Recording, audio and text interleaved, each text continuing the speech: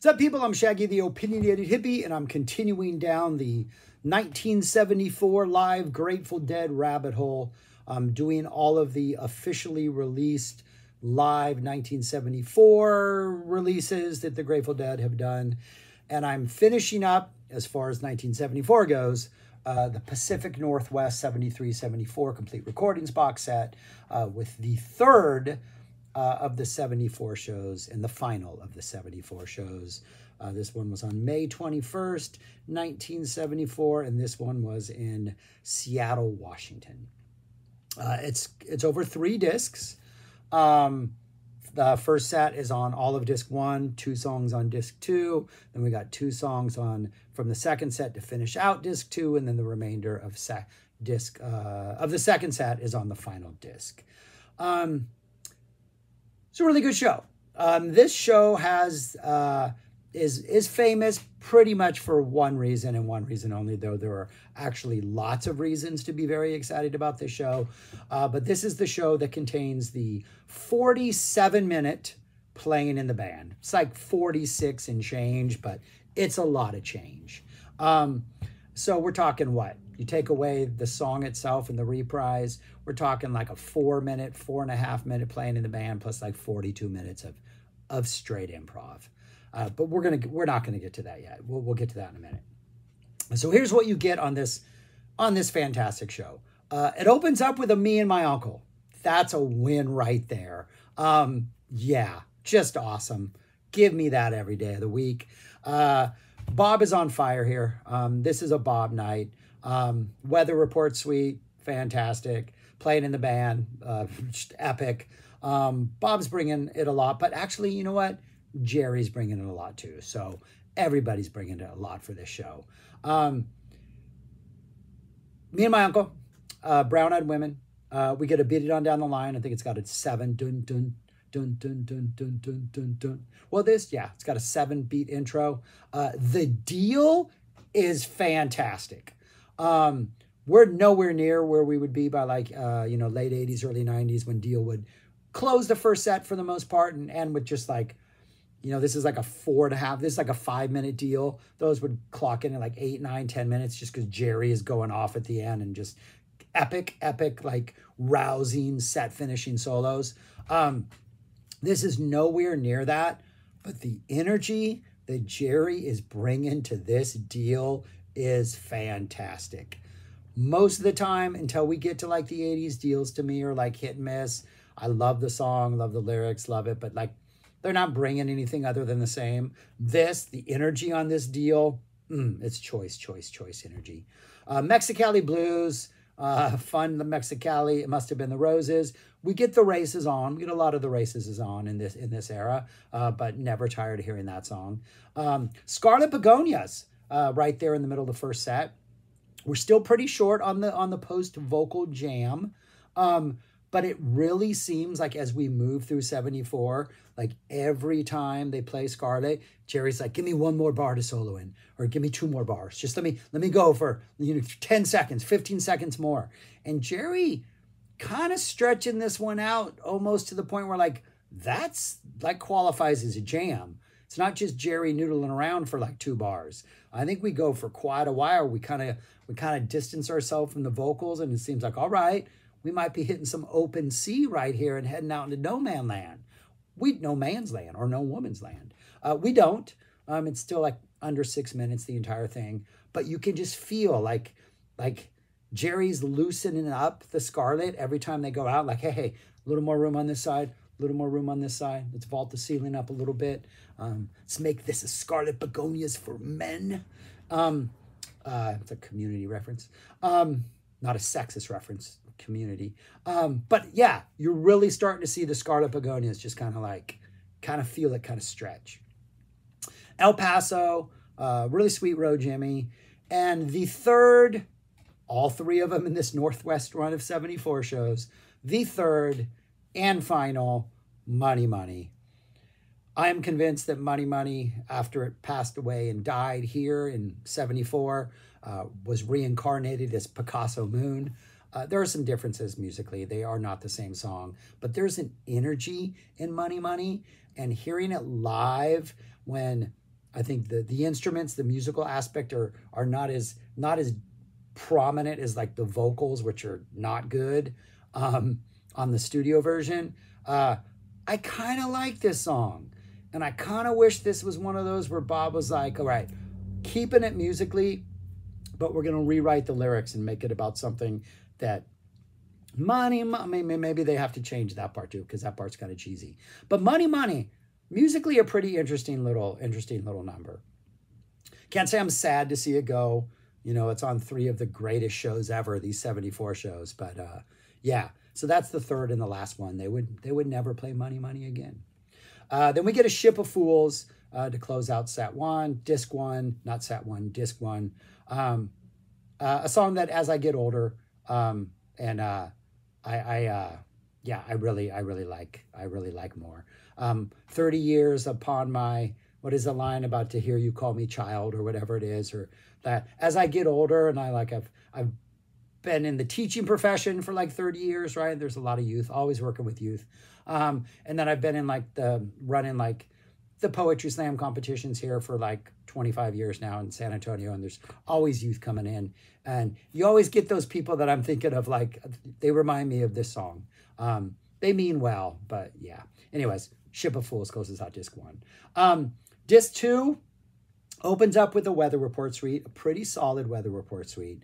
The jam in this Weather Report suite reminds me, it almost sounds like, I know what's coming, right? I know, having listened to this, that there's going to be a 45-minute playing in the band that's going to drop later on.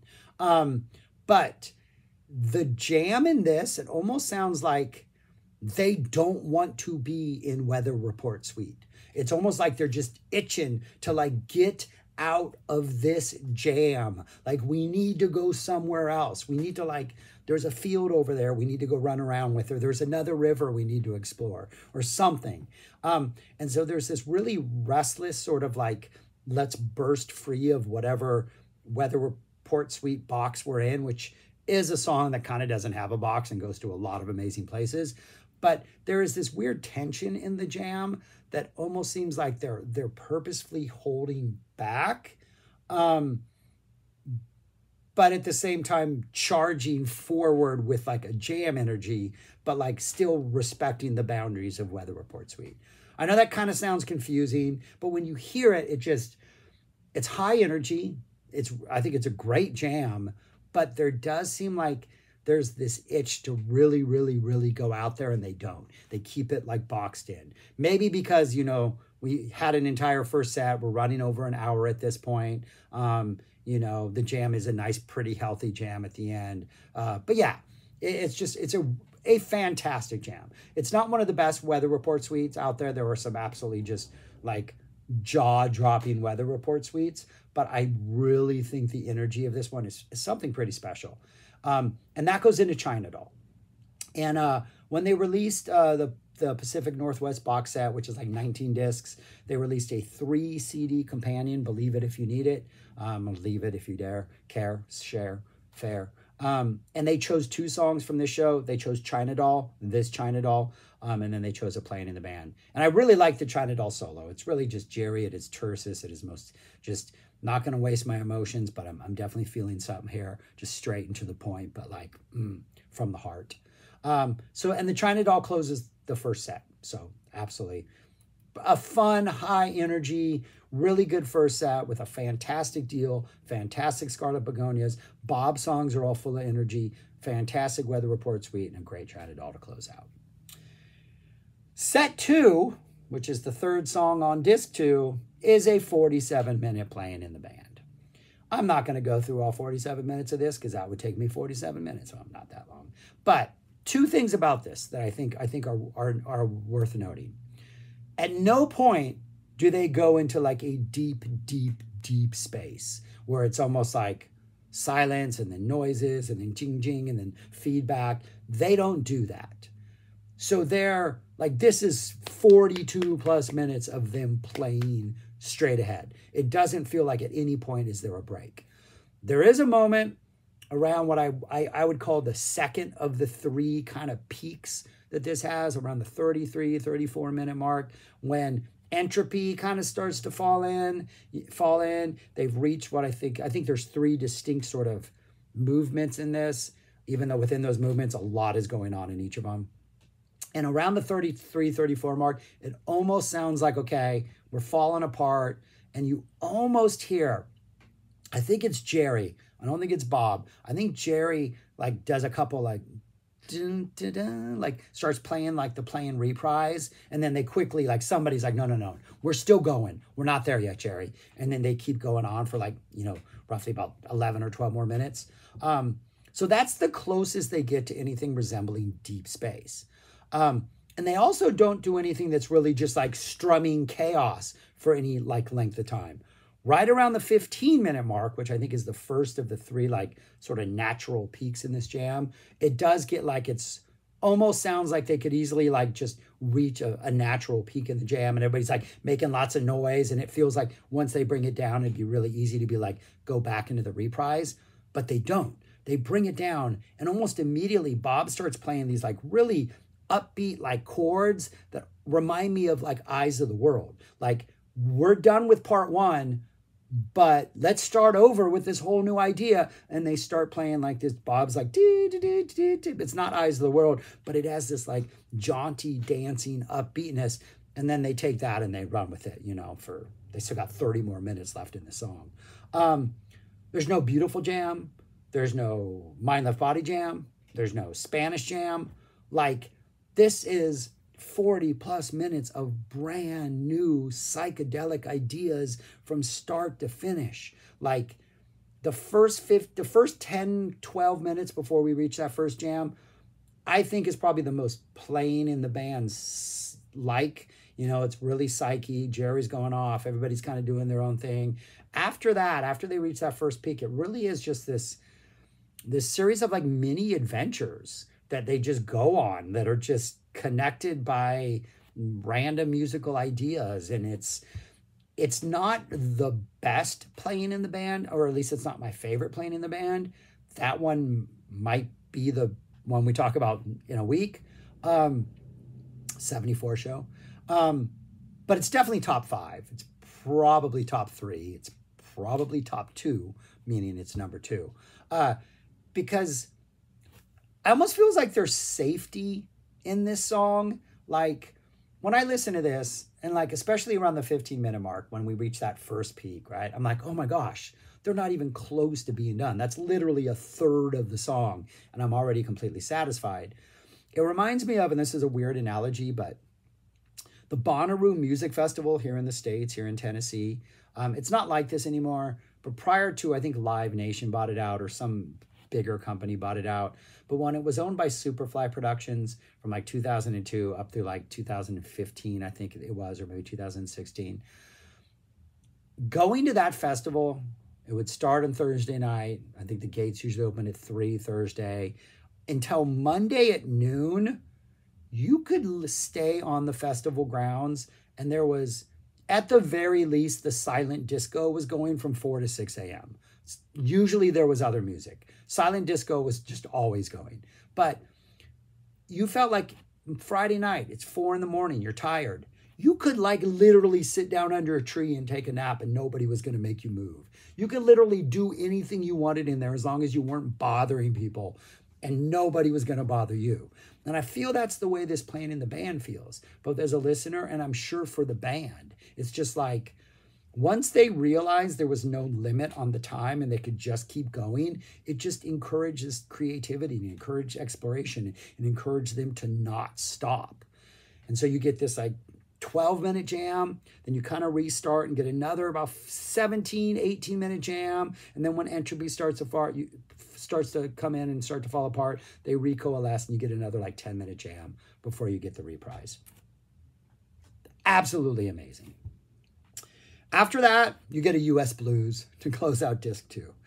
Disc 3, you get a Big River, fantastic Stella Blue, Around and Around, and then a really awesome Eyes of the World that reminds me of the Let It Grow from earlier, the Let It Grow part of the Weather Report suite, and that the Eyes of the World is just bursting with energy.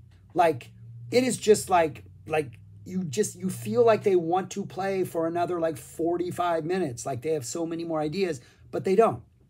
They stay within the confines of an Eyes. They do what Eyes always does. In fact, it's one of the shorter Eyes from this run. It clocks in at under 14 minutes long. And like what we got, I think we got Eyes on the one of the other shows on here had an Eyes that was also under 14 minutes long. So it's your average length Eyes, but you have longer Eyes. Like you have a 16-minute one earlier from 73. You have some longer ones that seep in. So it's not one of the longest Eyes. It's not one of the shortest, but it also feels like it's just following the Eyes template, but the energy is like electric and it's kind of ragged and it's kind of just like, it's just bursting at the seams. And there's the changes throughout the entire thing are really tight and they hit them with just this like reckless abandon, yet they're nailing the changes when they get to like the pseudo Stronger Than Dirt jam at the end. It's an exhilarating Eyes. And it goes into Wharf Rat, which I've realized over the course of my listening to all these Dead shows and like reviewing them, is my favorite of the slow Jerry songs. Not counting Morning Dew, because that's in a world of its own. But if it was between this or Black Peter or Stella Blue, Wharf Rat, man, there's something about Wharf Rat that I've just absolutely come to love. We get a Wharf Rat, that goes into a really high energy Sugar Mag, and then we get a Johnny Be Good as an encore. It's exhilarating stuff, man. This is good. And like the playing in the band, opening the second set with 45 minutes, 47 minutes, it is literally the heart and soul of this show. First set, rest of the second set, just this giant beast in the middle. It is so good. And I don't think the box set is still available. I don't even think it's available on Amazon. It's like $600 on Amazon, which don't pay that money. I didn't look to see if anybody's selling it on Discogs or anything like that. But the playing in the band is one of the tracks that was selected for Believe It If You Need It. I'm telling you, man, it's worth it. That box set is fantastic. I'm not going to review that box set till after I tackle 1973, since there's 73 material on there. But it is a really, really, really good release. But yeah, where would I rank this one? It comes in at number 2. I still absolutely think Dick's Volume 12 might be one of the greatest live releases ever. There are so many lengthy, awesome jams in that. That opening China Rider with the jam that precedes China is so epic. You get some Sea Stones in there, which I'm really come around to Sea Stones over the years. There's some Spanish jam on there is fantastic. So it's barely number 2, but I would put it at number 2. And really, all of these releases are fantastic. The only one that I think is kind of is that Steal Your Face on the bottom, but that's more of a why did they pick those songs, or what was the decision-making process behind this? I know I addressed that somewhere in another video, but yeah, this is fantastic, absolutely fantastic, and this playing in the band, it's absolutely amazing. All right, that's all I got. Thanks for watching. Subscribe, like, share, comment, do those things. Let me know what you think about the Dead. 74 Dead, epic playing in the bands, all that kind of stuff. But that's all I got, man. Thanks for watching, and go listen to this. It's really, 74 Dead, man. Whew, does it get better than that? As far as the Dead go, there might be better shows, but there are not better years, in my opinion. All right, talk to you later. Peace.